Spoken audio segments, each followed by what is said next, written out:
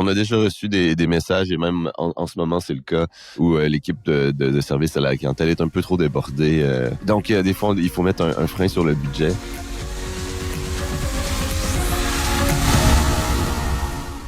Bonjour à tous et bienvenue sur Social Scaling, le podcast pour les personnes qui ont envie de passer les $1,000 à 2 000, 3 000, 4 000 et plus par jour de budget sur Facebook Ads.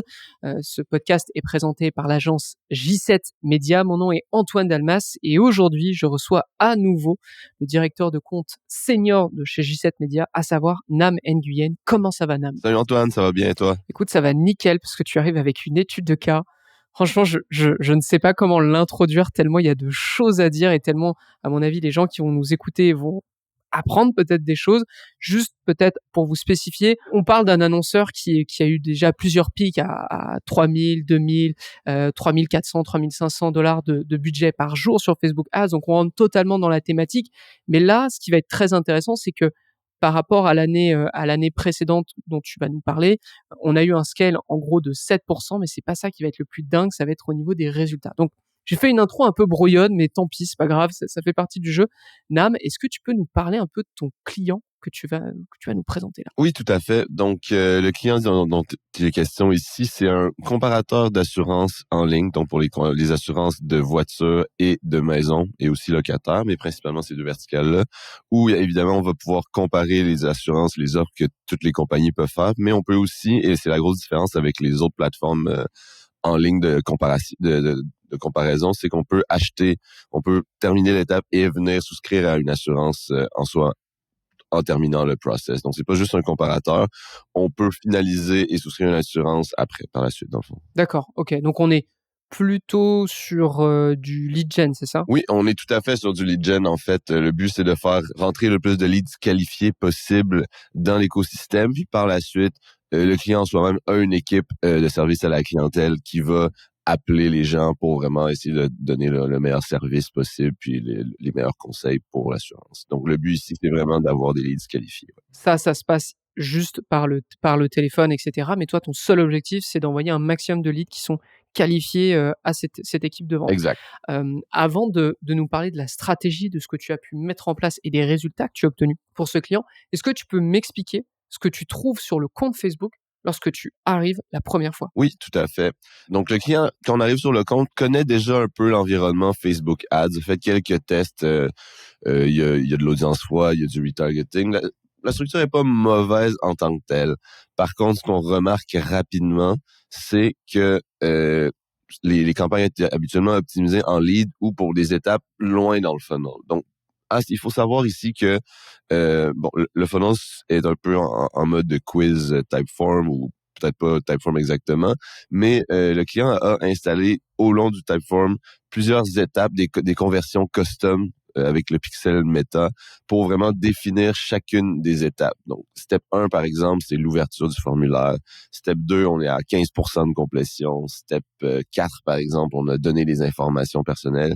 Et step 6, l'étape 6, pardon, pour tous les anglicismes, c'est vraiment le checkout. Donc, on confirme le tout. Là, c'est la dernière étape la plus loin dans le funnel. Donc, quand on arrive dans le compte, on voit que tout est optimisé, soit l'objectif par standard de méthode de leads, soit tout ce qui est step 1, ouverture du formulaire. Donc, plus loin dans le funnel, probablement dans l'optique d'avoir plus de volume en tant que tel. Donc, la crainte était probablement de ne pas avoir les 50 conversions par semaine pour sortir de la phase d'apprentissage. Donc, je pense que c'est pour ça que quand j'ai retrouvé le compte, c'était vraiment optimisé au début du funnel. Là. Les leads, du volume rentrait, mais ils étaient peut-être pas tous qualifiés. D'accord, donc tu es dans cette situation où on est sur un lead gen, on est sur un formulaire qui est long parce que vous avez utilisé des conversions personnalisées. Pour toutes les personnes qui se posent la question, est-ce qu'on peut utiliser des conversions personnalisées pour optimiser ces campagnes? Oui, l'idée c'est justement d'en poser à certains stades juste pour calculer le taux de conversion entre chaque étape et voir si en optimisant sur telle étape ça fonctionne, telle étape ça fonctionne, etc., etc. Donc toi, tu remarques que les campagnes sont toujours setées de façon à optimiser sur du lead, du simple lead ou même de l'ouverture de formulaire. Donc forcément, tu vas nous le dire derrière, mais le coût pour un vrai lead qualifié qui a tout fait, c'est combien à peu près? Quand on a repris le compte, tu vois, ça dépend de la verticale. C'est pas la même chose. C'était pas le même objectif pour la maison et voiture. De mémoire comme ça, je pense que pour maison, on visait un coût par step 6 en dessous de 185 $. Puis pour voiture, en dessous de 250 $. Et leur propre campagne, à ce moment-là, ils arrivaient à quoi? 500 $, quelque chose comme ça? C'était assez élevé en effet. Là. Les campagnes, encore une fois, n'étaient pas optimisées en step 6, donc ça donnait des résultats assez élevés. Peut-être entre 250 et 300 $. Je me souviens plus exactement si c'était 5. D'accord. Bon, ce qui est déjà le double par rapport à ce qui est prévu. Donc, si vous êtes en lead gen, ça va forcément vous intéresser. Vous voyez déjà un peu l'étude de cas, comment va se dérouler l'étude de cas. Donc, Nam, tu as cette situation. Qu'est-ce que tu fais sur l'année 2023 pour changer ça et pour améliorer les résultats du client? Ben, c'est sûr qu'en partant, si on me donne un KPI qui est basé sur le coût par step 6, c'est sûr que je vais penser à optimiser premièrement les campagnes sur cet événement-là plutôt que optimiser en step 1 puis espérer que tout se déroule bien puis qu'on va juste que les clients se rendent jusqu'à l'étape 6 du funnel. Donc, les premiers tests ont été basés à peu près autour de ça, vraiment changer l'optimisation. On a essayé de faire des campagnes optimisées en step 4, qui est les informations personnelles. Donc, au moins, à ce moment-là, dans le funnel, ben, l'équipe de service à la clientèle a les informations, a des informations nécessaires pour pouvoir contacter les gens. Mais le but ultime étant de se rendre au step 6, ben là, on a aussi commencé à tester l'objectif de campagne comme ça. Puis ça s'est déjà bien passé au début. Dans les premières semaines, on a déjà vu une amélioration des résultats à ma mémoire. Donc, on arrivait déjà très proche du KPI. Puis ça, c'est les premières étapes. Après ça, on est vraiment passé dans les étapes de test que les fidèles auditeurs des podcasts de J7 te connaissent sûrement. Donc, on en a déjà parlé. T'en as sûrement déjà parlé à d'autres personnes aussi. Tout ce qui est phase 1 à 4, c'est un des premiers comptes sur qui on l'a appliqué, puis que tout a marché du premier coup directement. Donc, il y avait beaucoup de créatifs. C'était pas mal une guerre de créatifs, mais c'est ça. On a optimisé les textes. On a vraiment cherché vraiment tout ce qui était hook. On a vraiment tout testé à la lettre selon la méthode selon la méthode J7 de début 2023 qui a été adaptée depuis. Mais à ce moment-là, vraiment, toutes les phases étaient faites à la lettre. Puis ça s'est vraiment bien passé. Puis en faisant toutes ces étapes-là, jusqu'à les créatifs, les audiences, on avait déjà commencé à très, très bien diminuer les coûts. Puis en même temps, on rentrait dans la période forte parce qu'il y a une certaine saisonnalité C'est avec ça, ce voilà. compte. Donc, ce qui nous a permis vraiment d'améliorer les résultats, d'atteindre même ces KPI cibles qui nous ont été Ouais. donnés, les battre de beaucoup, assez pour que le Oui. client nous redonne des nouveaux KPI OK. des nouveaux KPI qui étaient plus durs à atteindre parce que sinon les anciens KPI on les battait un peu trop constamment, je pense. Euh, OK. donc maintenant on doit viser en dessous de 150 $ pour les deux verticales, voiture et maison. Puis on l'a continué quand même à battre ces KPI là assez régulièrement, assez pour scaler massivement le compte. Ça, je pense que tu vas nous en parler. Ouais, effectivement. Mais en tout cas, donc c'est intéressant.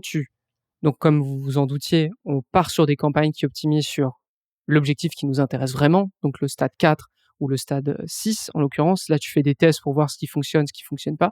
Accessoirement, tu mets en place la méthode de testing dont on a parlé sur social scaling, sur Feu aussi social selling, et surtout dont on parle dans la J7 Academy, si ça vous intéresse. C'est un écosystème qui est dédié aux médias buyers sur Facebook Ads pour qu'ils deviennent meilleurs, mais surtout qu'ils le restent. Si ça vous intéresse d'en savoir juste un peu plus, parce que je fais une petite parenthèse là-dessus, j7academy.com. On vous explique absolument tout ce que vous pouvez obtenir de cette académie. Je ferme la parenthèse. Donc ça, tu mets en place ça.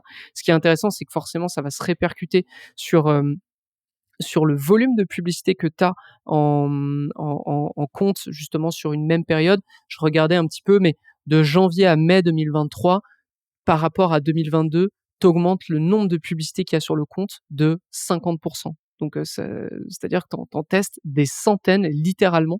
En plus, par rapport à 2022, ça fonctionne pour toi. Tu fais des itérations de titres, tu fais des itérations de rédaction, de visuels. Tu passes aussi, par exemple, un format image fixe qui fonctionne bien, tu vas le tester en carrousel, en GIF, etc.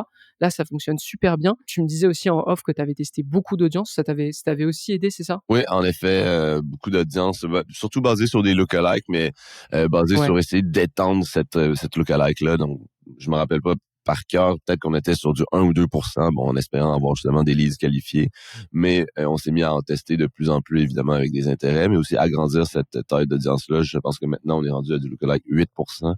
De toute façon, ça va de pair avec l'augmentation du budget, évidemment. Donc, on surveillait la fréquence en même temps. Donc, on se disait, bon, il y a de la place pour augmenter la taille de l'audience pour justement nos campagnes Evergreen qui sont la phase 4, donc les campagnes de scale, comme on disait. Donc, oui, on s'est permis d'explorer des diverses audiences, puis de les intégrer aux audiences principales.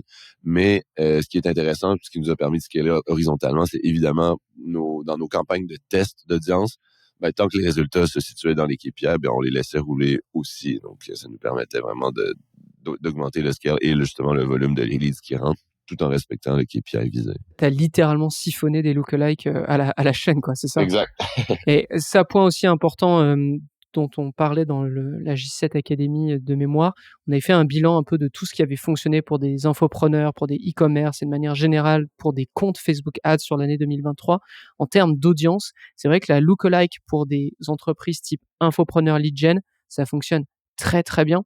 Pourquoi? Parce que vous avez plus facilement du volume sur des conversions qui vous intéressent. Contrairement à un e-commerce qui va peiner au début du moins, avoir plus de 1000 conversions achats pour en faire une lookalike qualifiée, les infopreneurs et les lead gen, eux, vont plus facilement avoir 1000 leads dans les prochains mois d'activité pour ensuite faire une lookalike. Donc forcément, la lookalike a super bien fonctionné pour ce compte parce qu'on faisait énormément de volume. Et en termes de volume, j'ai regardé un peu les chiffres par rapport à 2022, 2023 sur cette période de janvier à mai, t'étais quand même à plus 235% de nouveaux clients ou du moins de leads qualifiés step 6 par rapport à 2022. C'est énorme, mais que le client il était capable de gérer ça. Ben, ça dépend de la période, en fait. Là, on a déjà reçu des messages, et même en ce moment, c'est le cas, où l'équipe de service à la clientèle est un peu trop débordée. Donc, des fois, il faut mettre un frein sur le budget. Je sais que dans la grosse période de janvier à mai de l'an dernier que tu mentionnes, là, ils s'attendent que ce soit la grosse période, donc on se calait, puis ça, il y avait pas de problème. Mais par exemple, en décembre dernier, je sais, où en ce moment même, l'équipe de vente était réduite. Donc, il faut attendre un peu avant on peut pas scaler le budget autant qu'on veut, sinon du côté service à la clientèle, ça peut pêcher un peu, ça peut nuire un peu à leur équipe. Donc, ouais, ça arrive qu'il faut qu'on arrête le budget pour les bonnes raisons, parce que ça suffit, il y a trop de leads qui rentrent. C'est la rançon de la gloire, pas de problème. Et pour les personnes qui nous écoutent, très souvent sur social scaling, on va parler de comptes qui ont scalé. Alors, en l'occurrence, celui-ci a un petit peu scalé, mais surtout, ce qui est intéressant, c'est que quand vous faites bien les choses, bah, avec un même budget, vous pouvez avoir des volumes de conversion qui sont bien plus supérieurs, notamment pour des lead gen. Je vous le rappelle, lorsque vous optimisez sur un lead, essayez de voir à quel point ce lead m'est vraiment utile. Est-ce que je peux pas optimiser plus loin dans le funnel, surtout si vous avez des étapes, plusieurs étapes comme celle-ci, juste tester avec des campagnes à conversion qui vont plus loin, voir si vous arrivez à avoir assez de volume. Si oui, vous gardez ça parce que l'idée, c'est quand même le gros problème avec un lead gen, c'est que contrairement à une campagne de e-commerce sur lequel on peut avoir un retour sur investissement immédiat, on le voit avec le ROAS, bien qu'on va pas non plus piloter complètement des campagnes avec le ROAS, mais c'est un peu votre seule métrique, le coût par lead. Donc, ce qui est intéressant, c'est d'être certain que lorsque vous avez un lead, il soit très bien qualifié pour la suite. Sinon, vous allez juste penser qu'il faut aller chercher du lead pas cher et vous aurez beaucoup de volume mais très peu de qualité. Nam, écoute, super étude de cas, vraiment ultra académique, parfaite. Est-ce que tu as des conseils que tu aimerais donner en plus aux personnes qui nous écoutent avant qu'on termine cet épisode? Ben, ici, la clé vraiment de ça a vraiment été tester. Donc, je te dirais, écoutez la J7 Academy, appliquer les méthodes de test. Le but étant, évidemment, juste de créer des publicités sur lesquelles les gens vont cliquer. Donc, plus de gens, on mesurait beaucoup les tests avec les CTR. Donc, la logique de plus les gens cliquent sur la publicité, plus il y a de gens ou de volume qui rentrent dans votre funnel en tant que tel, le mieux c'est. Donc, c'est sûr que je baserais toujours beaucoup regarder les publicités, les résultats beaucoup avec le CTR. Évidemment, on regarde l'objectif final des leads, mais c'est vraiment une métrique importante aussi, surtout lorsqu'on crée justement des nouveaux créatifs, là, qu'est-ce qu'on décide de garder ou de pas garder. Puis c'est pas mal ça sur ce compte-là. C'était vraiment une guerre de créatifs, donc je dirais tester. Parfait. Tester et optimiser sur la bonne conversion. Ouais. Allez au plus loin du funnel et généralement, vous devriez avoir des résultats qui suivent. Merci beaucoup, Nam, d'avoir été avec nous. Ça fait plaisir, comme d'hab. Et à tous qui nous écoutent, si Social Skilling vous plaît, n'hésitez pas à nous mettre une petite note, à nous mettre un commentaire sur la chaîne YouTube, à nous suivre d'ailleurs sur cette même chaîne. Je prévois des épisodes questions-réponses, donc n'hésitez pas à mettre en avance vos futures questions, que je puisse y répondre. Sachez aussi qu'on a un autre podcast à propos de Facebook Ads qui s'appelle No Pay, No Play, qui traite des stratégies et des méthodes qu'on met lorsqu'on est entre 0 et $1,000 ou 1 000 € de budget par jour sur la plateforme Facebook Ads. N'oubliez pas aussi la J7 Academy, c'est notre écosystème qui peut vous permettre de vous former, de vous améliorer, que vous soyez un annonceur, que vous soyez un freelance, une agence, etc. On a du contenu pour absolument tout le monde. Si ça vous intéresse, j7academy.com. Et c'est tout pour aujourd'hui. Quant à moi, je vous donne rendez-vous au prochain épisode de Social Scaling. À très vite tout le monde.